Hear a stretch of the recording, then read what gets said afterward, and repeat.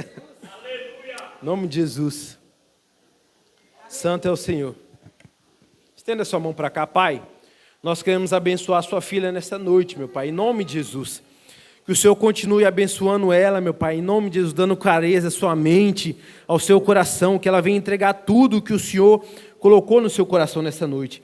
E que os nossos ouvidos, meu Pai, que já estão preparados, a terra já foi pronta, já está arada, essa semente venha cair não à beira do caminho não, meu Pai, mas venha cair nessa terra que foi pronta e preparada para o Senhor. E que essa semente venha crescer, meu Pai, e venha germinar 100 por 1. É o que nós pedimos nessa noite, em nome de Jesus. E você aplauda ao Senhor, em nome de Jesus.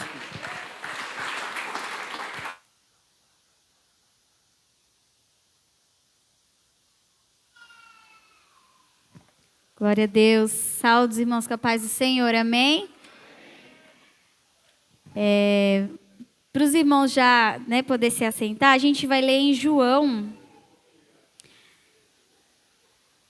Perdão, irmãos. João não, Mateus. É que eu estava lendo outra coisa aqui e coloquei João. É Mateus.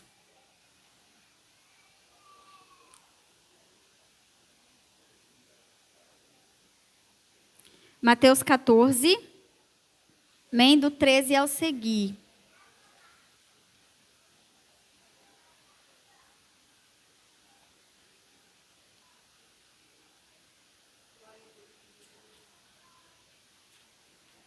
Glória a Deus. Vamos ler? Eu não vou ler ali não, que a idade bateu aqui que eu não enxergo não. Vou ler aqui. Ao saber o que havia... Vamos no 12. Então os discípulos de João vieram, levaram o corpo dele e o sepultaram, e depois foram contar isso a Jesus. O 13. Ao saber o que havia acontecido, Jesus saiu dali num barco e foi sozinho para um lugar deserto. Mas as multidões souberam onde ele estava e vieram dos seus povoados e o seguiram por terra. Quando Jesus saiu do barco e viu aquela grande multidão, ficou com muita pena deles e curou os doentes que estavam ali. De tardinha, os discípulos chegaram perto de Jesus e disseram: já é tarde e este lugar é deserto. Mande essa gente embora a fim de que vão aos povoados e comprem alguma coisa de comer. Mas Jesus respondeu: eles não precisam ir embora, deem vocês mesmo comida a eles. E eles disseram: só temos 5 pães e 2 peixes, pois tragam para mim, disse Jesus. Então mandou o povo sentar-se na grama, depois pegou os 5 pães e os 2 peixes, olhou para o céu e deu graças a Deus. Partiu os pães, entregou aos discípulos, e estes distribuíram ao povo. Todos comeram e ficaram satisfeitos, e os discípulos ainda recolheram 12 cestos cheios de pedaços que sobraram. Os que comeram foram mais ou menos 5.000 homens, sem contar mulheres e crianças. Logo depois, Jesus ordenou aos discípulos que subissem no barco e fossem na frente para o lado oeste do lago, enquanto ele mandava o povo embora. Depois de mandar o povo embora, Jesus subiu ao monte a fim de orar sozinho. Quando chegou a noite, ele estava ali sozinho. Naquele momento, o barco já estava no meio do lago e as ondas batiam com força no barco, porque o vento soprava contra ele. Já de madrugada, entre as 3 e 6 horas, Jesus foi até lá, andando em cima da água. Quando os discípulos viram Jesus andando em cima da água, ficaram apavorados e exclamaram: é um fantasma! E gritaram de medo. Nesse instante, Jesus disse: coragem, sou eu, não tenha medo. Então Pedro disse: se é o Senhor mesmo, manda que eu vá andando em cima da água até onde o Senhor está. Venha, respondeu Jesus. Pedro saiu do barco e começou a andar em cima da água em direção a Jesus. Porém, quando sentiu a força do vento, ficou com medo e começou a afundar. Então gritou: socorro, Senhor! Imediatamente Jesus estendeu a mão, segurou Pedro e disse: como é pequena a sua fé? Por que você duvidou? Então os dois subiram no barco e o vento se acalmou. E os discípulos adoraram Jesus, dizendo: de fato, o Senhor é o Filho de Deus. Aleluia. Podem se assentar, amém? Glória a Deus. Os irmãos estão pensando assim: a pastora vai pregar fora do tema. Calma. Tem um tema e eu gosto de respeitar o tema, porque eu fui ensinada dessa forma, amém? O tema dessa quinta-feira profética é: o meu Redentor vive. E ele se levantará, né? Neste caso, ele se levantou em favor do dos seus discípulos que estavam ali no barco. E nós vamos manter essa temática, mas eu preciso trazer esse texto para a vida de vocês, fazer essa leitura, que nós vamos fazer desde esse verso 12 que nós lemos até o final, para que você entenda que o seu Redentor, ele vive. Amém? Glória a Deus. Eu estava hoje na academia e estava ali. A gente tem que cuidar do corpo, né, irmãos, para aguentar o chamado ministério, né? Falar igual o Wellington, eu não quero ser uma pastora gorda. Ele falou que eu não quero ser um pastor gordo, eu também não quero ser uma pastora gorda, doente, nada disso. E ali eu estava na esteira e eu comecei a ouvir um louvor e de repente, irmãos, no meio da academia eu fui tomada em línguas. E eu aqui, ó, dando a vida. E aí eu diminuí e o Senhor me visitou naquele lugar. Nunca aconteceu isso comigo. Já aconteceu com você? Você está num lugar totalmente aleatório e o Espírito Santo te visita ali para falar contigo? E ele me visitou ali, e aí eu diminuí a frequência e comecei a orar em línguas e ouvindo uma canção. E eu queria começar essa ministração cantando essa canção para você, amém? Porque o Senhor ministrou. Deixa eu passar aqui para o maestro. Bendito é o Senhor, digno de glória.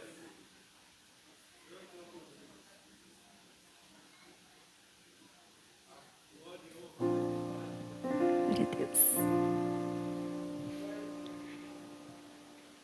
E a canção começou a tocar assim: essa casa é sua casa, nós deixamos ela pra você,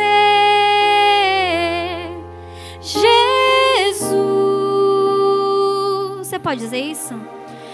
Esta casa é sua casa, nós deixamos ela pra você, Jesus. Esta casa é sua casa, nós deixamos ela pra você, Jesus.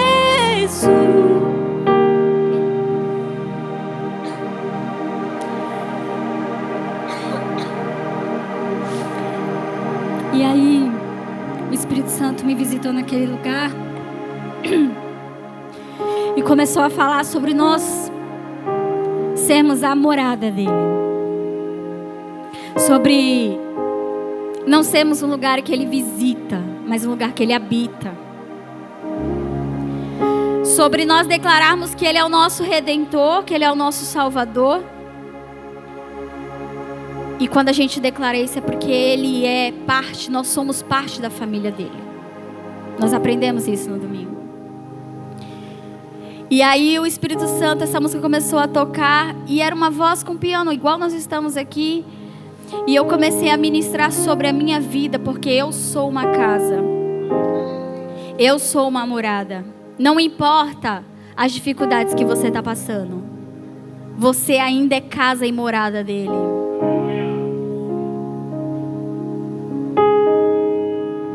E a canção, ela fala no início, você é bem-vindo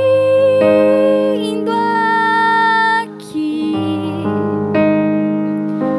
A casa é sua, pode entrar, me esvazio de mim, me esvazio de mim.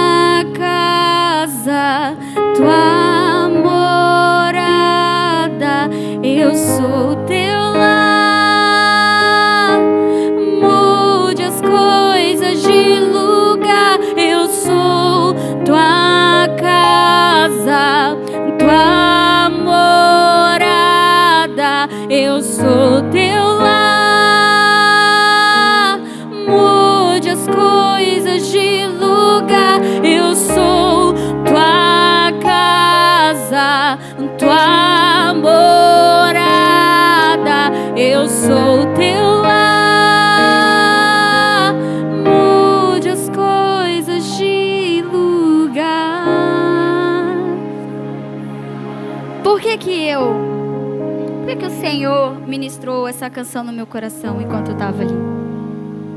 Porque nós estamos num culto onde nós estamos clamando para que o Senhor venha em nosso favor.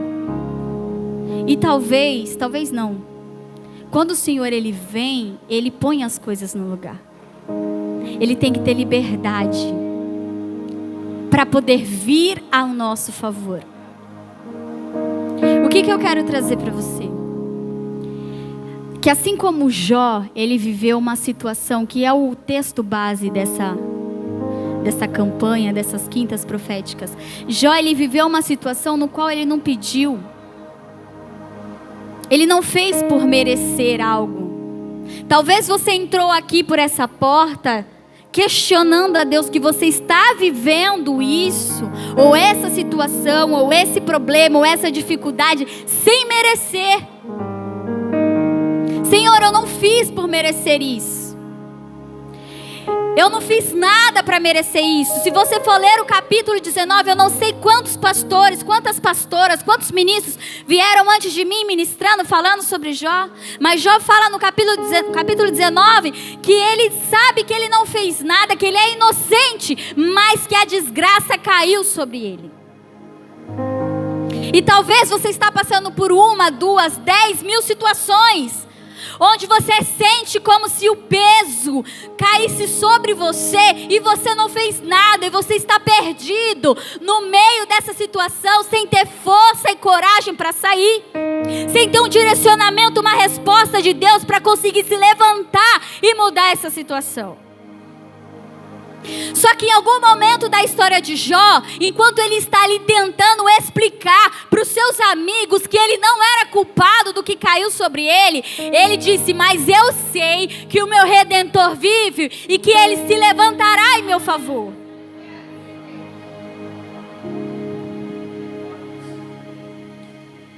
E o que tem a ver essa canção? Nós somos a casa dele. Ele não vai ver a casa caindo aos pedaços e deixar de qualquer jeito. Se nós que somos seres humanos, falhos e pecadores, como foi falado aqui, nós procuramos deixar a nossa casa bem cuidada, bem zelada, apresentável, cheirosa, perfumada, quem dirá a morada do Espírito Santo de Deus? Ele não vai deixar que você saia daqui com a sua morada destruída, porque o seu Redentor vive e ele se levantou em seu favor nessa noite. Eu não costumo pregar mensagens assim, irmãos. Não é minha coisa, meu negócio. Mas o Senhor falou tão forte comigo, e eu fiquei ali, meu Deus, Senhor. A gente às vezes tem que ter muito cuidado, Wellington, para a gente não colocar Deus como nosso mordomo, onde a gente pede e Ele tem que fazer. Quando a gente quer e Ele tem que fazer.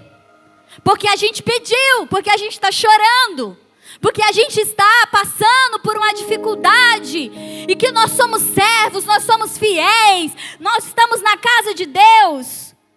Não sei quem te contou que crente não sofre. Se alguém te falou isso, é mentira. Nós sofremos, igual qualquer ser humano. Sabe por quê? Você não é espiritual ainda, irmão. Você não é espírito, você é carne. Pega aí nessa teu bracinho aí forte. Na pelanquinha aqui, ó. Dá uma beliscada, é carne. A gente vai sofrer, a gente vai passar por circunstâncias, mas o nosso Redentor, Ele está vivo. E quase sempre, quando as circunstâncias vêm, é só lá em casa, tá? Lá em casa isso acontece, na casa de vocês não acontece, mas as circunstâncias vêm e a gente se coloca no mesmo lugar de Jó, começa a indagar Deus. Tem até um meme que fala: Deus escolhe as guerras para os seus guerreiros, e parece que eu sou a única guerreira desse universo, não tem? Porque a guerra só vem para mim. É só lá em casa que isso acontece, irmãos? Os irmãos aqui, recém-chegados, eu sou desse jeito mesmo, tá? Os irmãos não assustam, não. É só lá em casa que é assim? A gente olha no espelho e fala: meu Deus, parece que é só comigo. Tem até uma canção do Thales que fala, que é mesmo sem entender o nome da canção. E aí ele fala: parece que é difícil só pra mim. Eu sei, teus pensamentos são mais altos que os meus, e os teus caminhos maiores que os meus. Ele fala como assim, ó, tudo parece que é só pra mim. É assim na casa de vocês também? Ou é só lá em casa? Que tem dia, irmãos, eu vou falar pra vocês, depois que eu voltei do retiro, parece que miraram assim em mim, ó, e falou pá, pá, pá, pá, pá, pá, pá. E eu falei, cadê o pessoal do retiro? Tá assim também lá, Tamires? Né, irmã? Parece que mirou na gente, falou, vocês foram? Artilharia pesada. Deixa eu te dizer uma novidade que você não sabe, você vai saber agora. Essa pessoa que está do teu lado também está sendo mirada. Também está passando por aflições. Talvez não na mesma proporção que eu, que você, o que o outro, mas todos nós entramos aqui passando por algum tipo de aflição. Passando por alguma tempestade.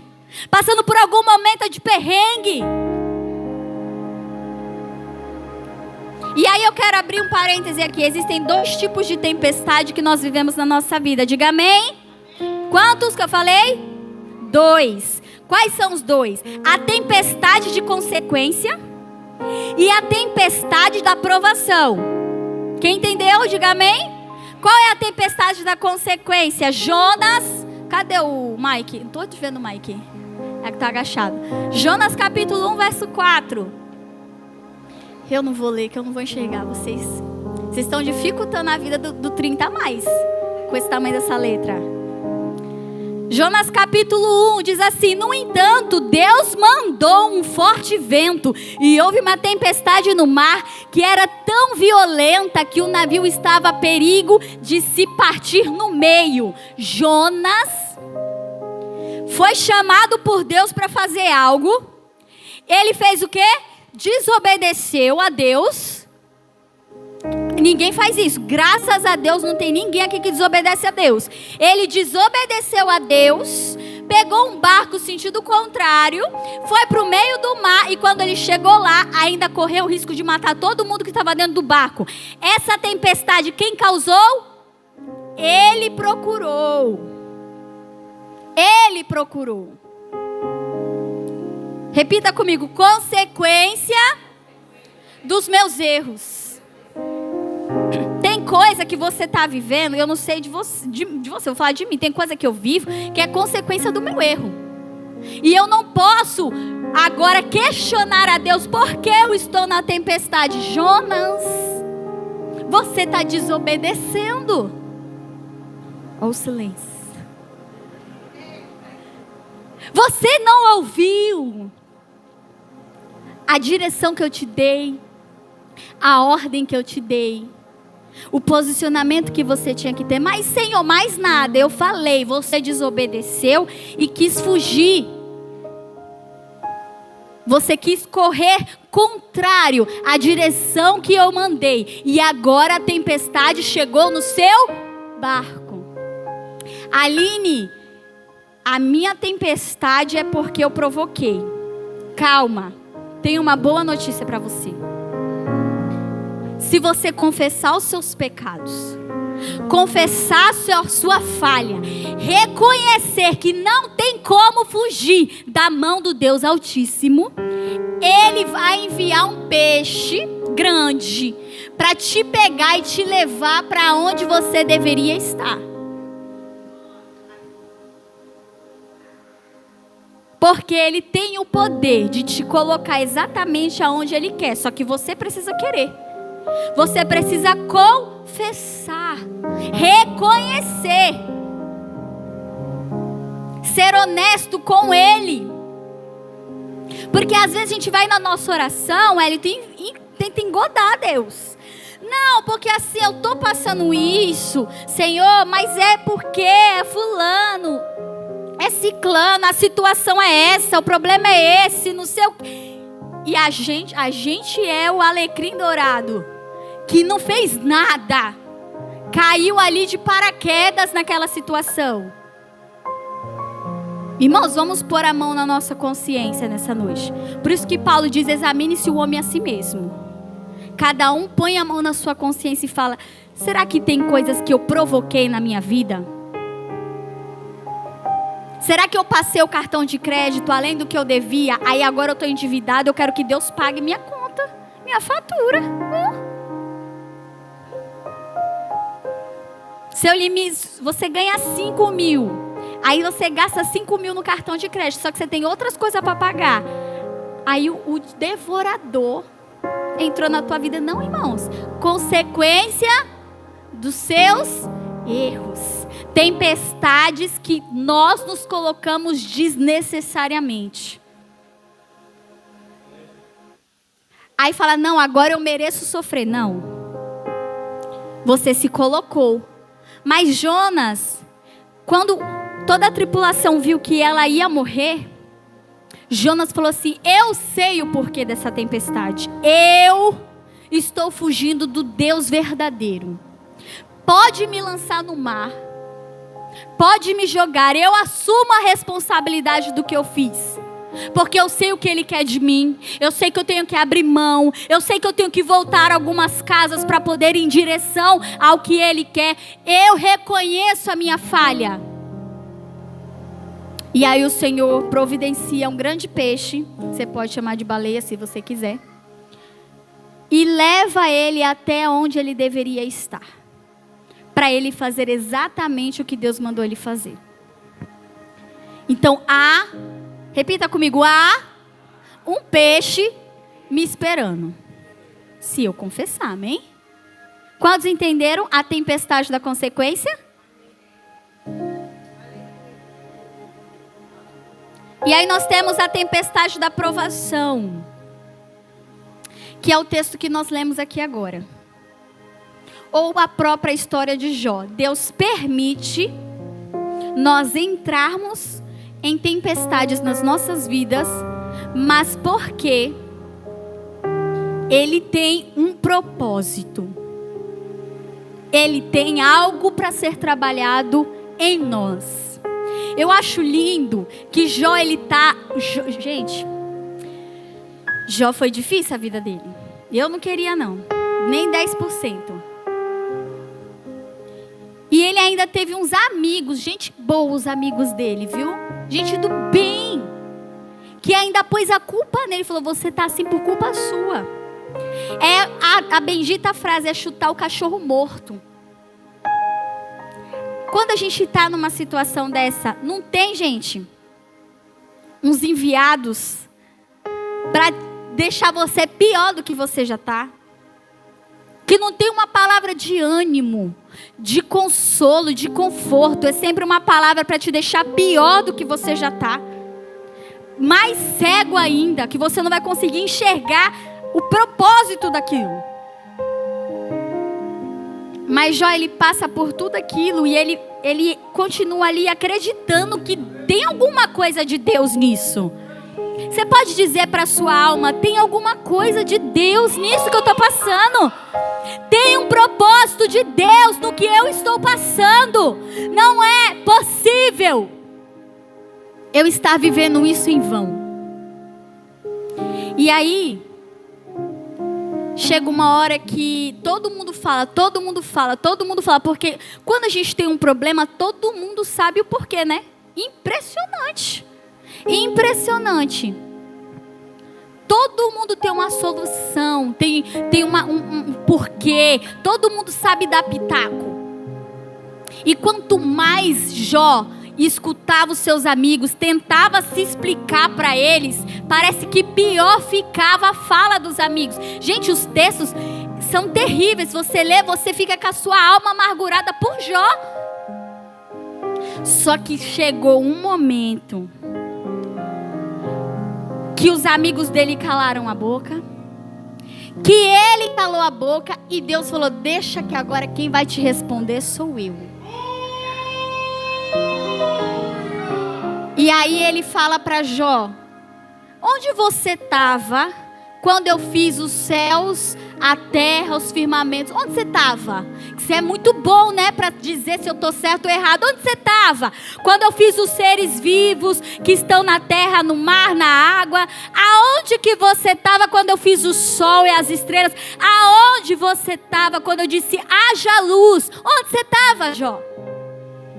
Para questionar o que está acontecendo, se eu sei o que eu estou fazendo ou não. Onde nós estávamos quando Deus fez eu e você, quando Ele fez tudo que habita nesta terra, aonde nós estávamos? Nem formados nós éramos para questionar a forma como Deus faz, age ou trabalha. Eu preciso falar isso, irmãos. Nós não podemos colocar Deus na parede como se Ele fosse um mordomo, Ele tivesse que resolver as nossas questões. Nós temos que falar: Senhor, o que o Senhor quer de mim com essa situação? O que eu preciso aprender? O que eu preciso mudar? O que o Senhor precisa trabalhar nessa casa? O que está fora do lugar que o Senhor precisa corrigir?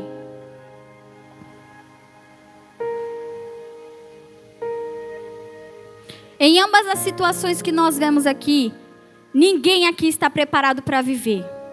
Seja tempestades que nós procuramos, ou seja o que Deus nos proporciona. Nós não estamos preparados. Fica tranquilo, eu não sou super mulher, super herói que aguenta todas as tempestades. Não. Não sou. Ninguém aqui é. O pastor Marcondes falou perfeitamente. Da parede ali até lá o muro, não tem um que seja digno de alguma coisa. Todos nós estamos no mesmo nível de pecadores. Todos nós estamos sujeitos às mesmas coisas. Todos nós vamos passar por tempestades, nós gostando ou não. Todos que estão aqui e os que não vieram também, que está assistindo também. Faz parte da vida, irmãos. Não é bom. A gente foi para o retiro e o que eu falei aqui no domingo foi um resumo muito breve de tudo que Deus fez. Eu preciso até correr, meu Deus. E lá no retiro mesmo, eu conversando com o pastor Antônio, eu falei: pastor, pelo que nós vivemos aqui, eu já prevejo que o chumbo vai ser grosso na hora que vier a contrapartida do lado inimigo. E aí ele falou: irmã, não fala uma coisa dessa. Eu falei: pastor, eu conheço esse jogo que ele faz. Ele sabe que não pode vencer a gente, porque a gente está debaixo das asas do Altíssimo. E quando vai chegar o dia a dia, a gente sabe que Ele pega a gente no dia a dia. É na vida ordinária, é no café da manhã, é no bom dia, é no volante lá que você pede a sua bênção. E aí eu já fiquei como? Porque a gente fica alerta, né? Eu já fiquei, opa, tô alerta. Qualquer coisa, fala, ó, isso aqui é coisa do inimigo. Mas aí ele foi, irmãos, e pegou no meu ponto fraco. Porque ele tentou de um jeito, ele tentou de outro, ele tentou de outro, ele tentou de várias formas. E eu só, opa, te identifiquei aqui, eu te repreendo em nome de Jesus. Opa, te identifiquei aqui, te repreendo. Mas aí ele pegou no ponto fraco, que não é que eu não estava vigiando. É porque ele sabe onde mirar. Depois dele gastar muito dardo inflamado contra você, ele vai mirar exatamente onde está a fenda do teu coração. Aonde ele sabe que ele vai te ferir, porque ele quer te paralisar. E aí ele veio num dia. Ontem ele veio de novo e hoje ele veio de novo no mesmo. Aí eu pronto, falei, é agora. Que aí falta o chão. Só que eu achei, não me engrandecer nada, eu achei lindo de minha parte que eu não questionei a Deus, porque eu falei, eu sabia que ia vir. Aí eu comecei a orar, me dê estratégia, Senhor, me dê direção, me dê força, me dê sabedoria, me dê discernimento, me dê a palavra do Espírito, me dê, Senhor Jesus, o dom da visão para eu enxergar onde que é, o que eu preciso fazer, porque eu não vou aceitar que o inimigo encontre o meu ponto fraco e me derrube. Assim como eu profetizo na sua vida, não permita que ele pegue o seu ponto fraco e te derrube, porque o seu Redentor, ele está vivo. Ele está vivo. E aí eu falei para ele: você pode até me deixar balançada, mas o meu Redentor está vivo, e ele tem um olho como chama de fogo. Ele vê e ele intercede em meu favor. Nós temos que ter essa astúcia, irmãos. Não podemos deixar que o inimigo da nossa alma ganhe da gente nas guerras. Nós pedimos tantas coisas para Deus, mas não pedimos a sabedoria e o discernimento, para que nós não sejamos enganados. Porque quando você estiver na peleja, na guerra, a primeira coisa que ele vai fazer na tua cabeça: cadê o teu Deus? Tu não é crente? Porque ele não te defende, porque ele não faz nada. E você tem que levantar sua cabeça, irmãos, e dizer: o meu Redentor está vivo. No terceiro dia ele ressuscitou. Ele não está morto. Eu posso até ser falha e pecadora, mas o nome de Jesus não é. E eu te repreendo em nome de Jesus. Ai, irmãos, eu fiquei furiosa. Eu fui pra cima. Falei: não, na minha casa não, na minha vida não. Não, Senhor. Eu não fiquei: Deus, tu viu que eu fui pro retiro? Não fiquei dizendo desculpinha. Ele viu, ele é cego. Ai, Senhor, tu viu o que eu fiz? Ele não é doido, irmãos. Ele vê, ele sabe, ele tem memória. A palavra diz: pode um homem se esquecer pode uma mulher se esquecer do filho que ainda mama, todavia eu não me esquecerei de ti. Ele lembra, ele sabe, ele vê. Só que quem precisa lembrar somos nós. Nós precisamos lembrar que o nosso Redentor vive. E eu coloquei 6 pontos que não vai dar tempo, que eu me empolguei aqui. Presta atenção. Jesus estava lá falando com o povo, e aí chega a notícia: João morreu. Ele não pediu a notícia ruim, o momento ruim. Você pede? Quem pede? Quem é doido de pedir coisa ruim? Não, manda luta, manda prova. Se tu tá assim, irmão, vamos pôr a mão na sua cabeça agora. Ninguém quer prova, ninguém quer luta.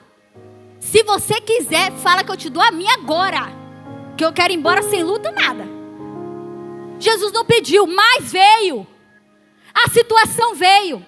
E diz o texto que Jesus se retirou para orar. Por quê? Porque quando as coisas se apertam, ele se retirava para orar, para falar com Deus. Ele não ia na porta da Lúcia contar para ela: ai, você não sabe o que está acontecendo. Ele ia para oração. Porque nós vemos aqui na conferência de mulheres, a missionária Rebeca pregou e pregou bonito. O filho dela estava morto. E aí chegou: tá tudo bem, tá tudo ótimo, porque você não tem poder para resolver nada, mas eu vou atrás do profeta, ele que profetizou. Aí a gente veio aqui na conferência, pastora, e a gente perguntou no primeiro dia: tudo bem, tudo ótimo. Tudo bem, tudo ótimo. Passou uma semana, passou 15 dias, só que passou um mês. E aí foi perguntado: tá tudo bem? Não tá, menina. Deixa eu te contar o que está acontecendo. Irmãos, eu fui ministrar lá na Pedreira. Aí, os irmãos, preguei e tal, ministrei. Eu falei: ó, irmãos, para encerrar aqui, vai acabar o... Peço oração, que eu não vou orar por ninguém. Pastora,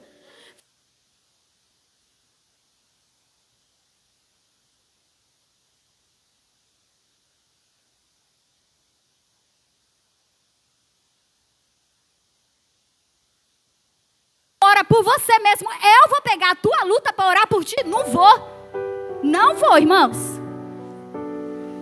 Aí os irmãos ficou assim, eu falei assim, irmão, se é para pôr a mão na cabeça, a gente põe. Se é para orar pela cura, a gente ora. Mas por problema, eu nem sei se você que causou esse problema. Aí tô eu lá querendo salvar Jonas no meu barco. Venha Jonas comigo. E Jonas que causou a tempestade. Fala pro seu irmão que está do seu lado. Hoje eu tô pentecostal, deixa eu falar. Fala para o irmão que está do seu lado. Se você tá com problema, ore você. Não me chama.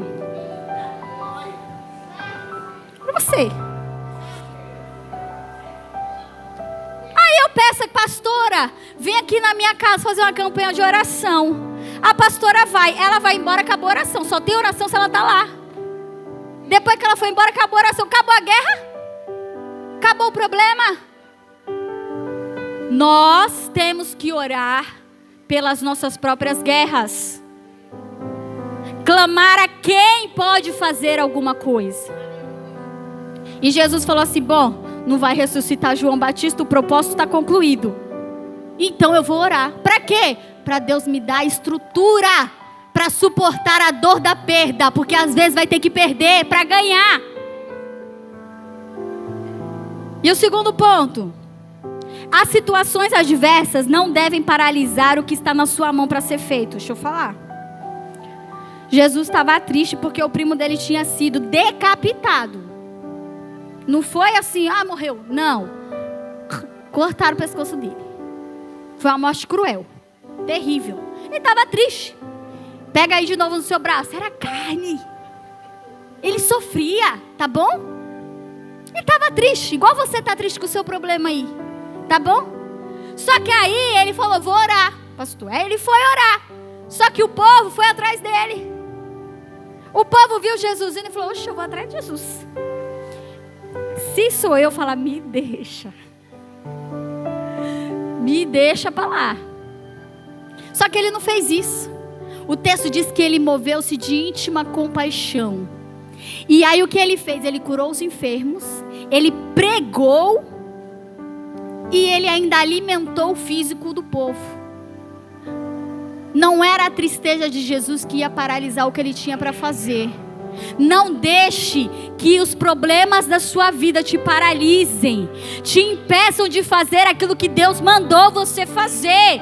Porque quando você retém a sua mão para ficar alisando o seu problema, há uma multidão perecendo, porque você não fez o que Deus mandou, porque você não se posicionou. Repita comigo, mesmo no sofrimento, eu posso produzir. No sofrimento você pode produzir, irmãos. No momento difícil você pode produzir. Não, pastor, não me chama hoje, eu estou terrível. Se não for questão de enfermidade mesmo, irmão. O problema está mandando em você. Dizendo se você pode ter oportunidade ou não. Foi falado aqui acho que foi o pastor também que falou. Quando a gente fala assim, analise pois o homem a si mesmo, né? Para que não haja condenação. E depois coma e beba. É o que está no texto. Depois que você se autoanalisar, coma e beba. Por quê? Ele faz o quê? Se analise. Veja aqui, ó, o meu pecado está aqui, me perdoa, mas eu quero fazer parte. Quando você não faz parte, quando você prefere falar, eu não sou digno, você está dando mais poder para o pecado do que para o perdão de Deus, da graça de Deus. Você não pode deixar a situação difícil te controlar, te dominar. Por quê? Porque o seu Redentor está vivo. Ele está esperando você pedir o socorro dele. Vou correr, meu Deus. O ponto 4. Tenha sempre foco. Não deixe que as pausas ou as pessoas tirem o foco da sua missão. O que Jesus queria fazer?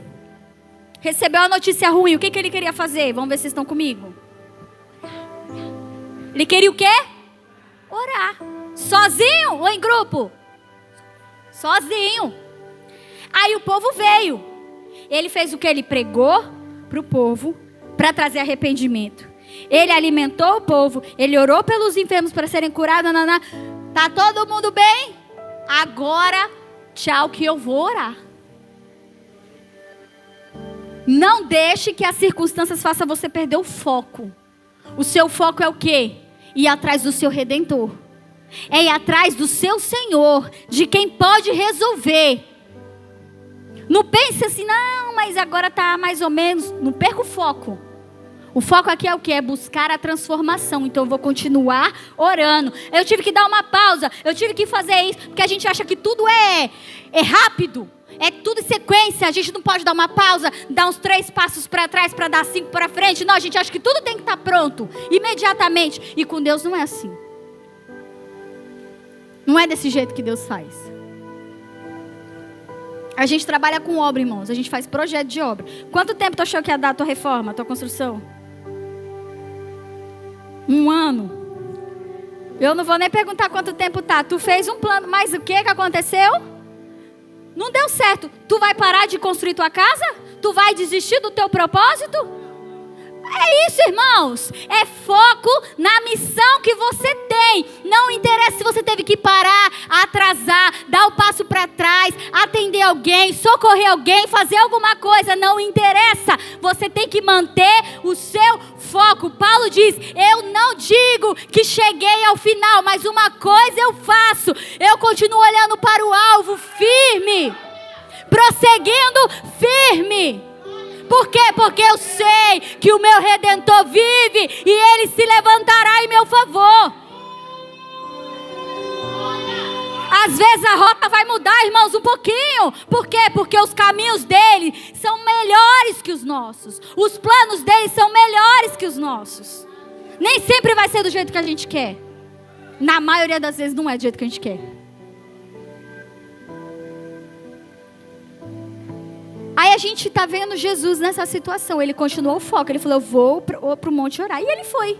Diz o texto que ele subiu e ele foi orar. E ele ficou orando. E ele falou para os discípulos: peguem um barco e vão.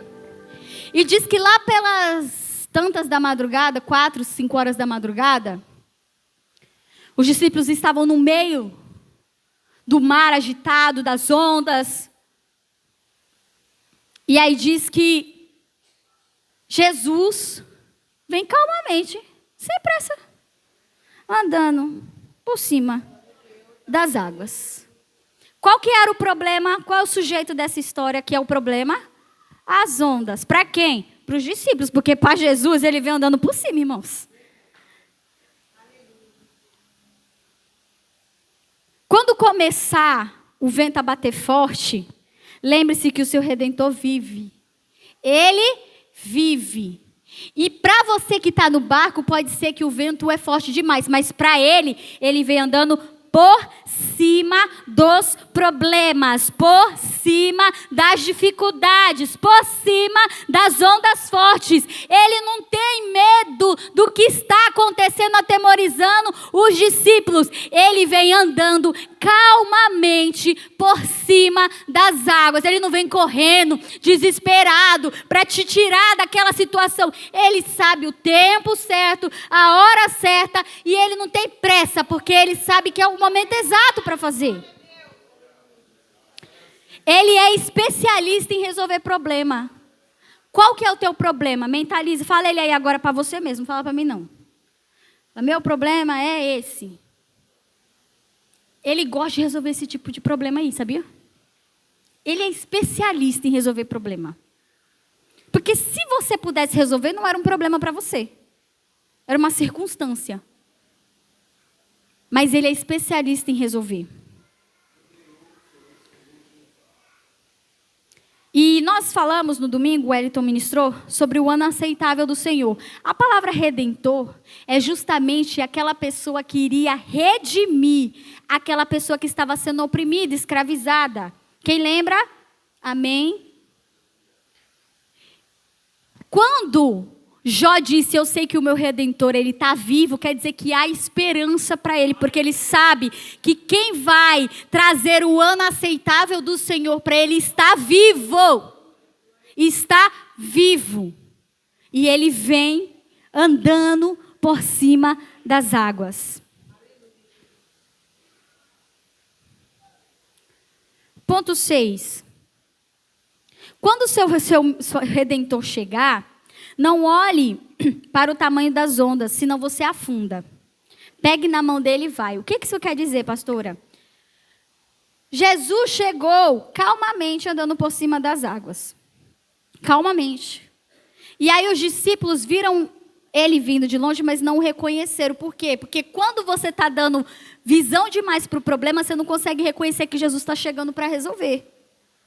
E eles viram que Jesus estava chegando e começou a achar que era um fantasma. O que a gente fala quando a situação está se resolvendo? Ixi, tá bom demais para ser verdade. É ou não é? Não. A pessoa está lá enferma. Aí você está orando pela cura da pessoa. A pessoa melhora. Aí você fala, vixe, vai morrer. Sempre assim. Depois que melhora, morre. É ou não é, gente? Não fala assim? Você está ali. Gente, é luta atrás de luta. É problema atrás de problema. É situação atrás de situação. Aí quando as coisas começam a melhorar, a gente se sabota. A gente fala, está bom demais para ser verdade. Resolver isso aqui. O dinheiro caiu milagrosamente na sua conta amanhã. Você fala, tem que devolver que é erro. Porque a gente vê Jesus andando por cima e trazendo a solução, às vezes, para o seu problema, um milagre. E a gente não acredita. A gente começa a dizer que é inúmeras outras coisas, menos a solução de Jesus. Fique atento. Porque quando o seu Redentor chegar, não ache que ele é um fantasma. Fala assim, eu disse que o meu Redentor, ele vive, e eu disse que ele vinha em meu favor.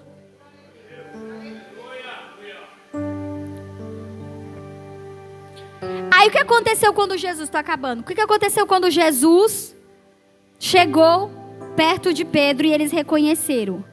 Aí Pedro falou assim, Senhor, permita que eu vá até o Senhor. Ou seja, Senhor, permita que eu saia dessa situação. Olha para mim com compaixão, me tira desse barco aqui que ele está para afundar. Aí Jesus fez o quê? Estendeu a mão para ele. E levantou. Ele deu. Vem aqui em cena de novo, que tu é Pedro, presta atenção, Pedro. Ele pegou, tu levantou. Aí deu uns 3 passos, aí fez o quê? O que Pedro fez? Olhou para o mar. Olhou de novo para o problema. Quando o seu Redentor chegar, estender a mão e te chamar, você não olha mais para o problema. Você não olha mais para o tamanho da onda, para o tamanho da dificuldade, se é um milagre. Você não vai olhar. Você falou, Ele me chamou para sair dessa situação e eu agarrei na mão dele e eu não largo mais. Porque Ele vai fazer com que você ande por cima dessa situação. Só que o medo, a incerteza, a insegurança vai fazer com que você afunde de novo no problema. E aí vira, sabe o que? Um ciclo vicioso. Parece que tu não sai nunca desse problema. Eu pensei em sair e voltei de novo. Pensei em sair e voltei de novo. Pensei que ia pagar minhas contas, fiz outra. Pensei que ia, sabe, curar dessa coisa, peguei essa coisa de novo. Pensei que eu ia, meus filhos iam ser libertos, meu marido voltou de novo. E aí vira nesse ciclo vicioso, porque na hora que ele estendeu a mão, nós olhamos para o tamanho do problema e falamos, é grande demais para ele resolver. O medo pode acabar te impedindo de viver o que Deus já tem pronto para você, com a mão estendida, falando, vem. Mas para você tem que deixar. Deixar o que, Aline? Pedro, ele conhecia de mar, ele era pescador, sim ou sim? Sim. Ele entendia de mar.